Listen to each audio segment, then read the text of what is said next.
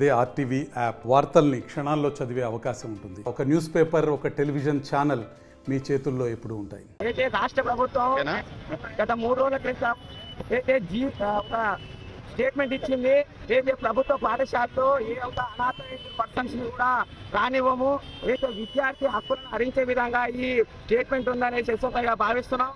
అందులో భాగంగానే ప్రధానంగా మీకు తెలియజేస్తున్నాం రాష్ట్ర ప్రభుత్వానికి ఒకటి, అయితే ప్రధానంగా విద్యార్థుల సమస్యలు ఉన్నాయి కాబట్టి మీరు ఈ తీసుకొని వచ్చారనేసి మేము ప్రధానంగా చెప్తున్నాం. కాబట్టి ఇప్పటికైనా రాష్ట్ర ప్రభుత్వం విద్యారంగంలో సమస్యలు పరిష్కరించకుండా అయితే విద్యార్థి హక్కులను హరిస్తే మేము ఊరుకోం. ఎస్ఎఫ్ఐగా దీన్ని కొద్దిపాటి నిరసనతో ఈరోజు తెలియజేస్తున్నాం. రేపు పొద్దున విద్యార్థులను కలుపుకొని వేల ఎత్తున ఉద్యమంగా కూడా శ్రీకారం చుడతామని తెలుస్తున్నాం. అయితే రాష్ట్ర ప్రభుత్వం గత 3 రోజుల క్రితం అయితే ఒక స్టేట్మెంట్ ఇచ్చింది.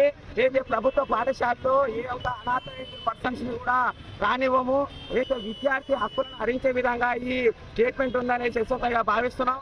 అందులో భాగంగానే ప్రధానంగా మీకు తెలియజేస్తున్నాం రాష్ట్ర ప్రభుత్వానికి ఒకటి, అయితే ప్రధానంగా విద్యార్థుల సమస్యలు ఉన్నాయి కాబట్టి మీరు ఈ తీసుకొని వచ్చారనేసి మేము ప్రధానంగా చెప్తున్నాం. కాబట్టి ఇప్పటికైనా రాష్ట్ర ప్రభుత్వం విద్యారంగంలో సమస్యలు పరిష్కరించకుండా అయితే విద్యార్థి హక్కులను హరిస్తే మేము ఊరుకోం. ఎస్ఎఫ్ఐగా దీన్ని కొద్దిపాటి నిరసనతో ఈరోజు తెలియజేస్తున్నాం. రేపు పొద్దున విద్యార్థులను కలుపుకొని వేల ఎత్తున ఉద్యమంగా కూడా శ్రీకారం చుడతామని తెలుస్తున్నాం. మరిన్ని వీడియోస్ కోసం ఛానల్ ని సబ్స్క్రైబ్ చేయండి. లేటెస్ట్ అప్డేట్స్ కోసం వాట్సాప్ ఛానల్ ని ఫాలో చేయండి. అండ్ లింక్ డిస్క్రిప్షన్ లో ఉంది.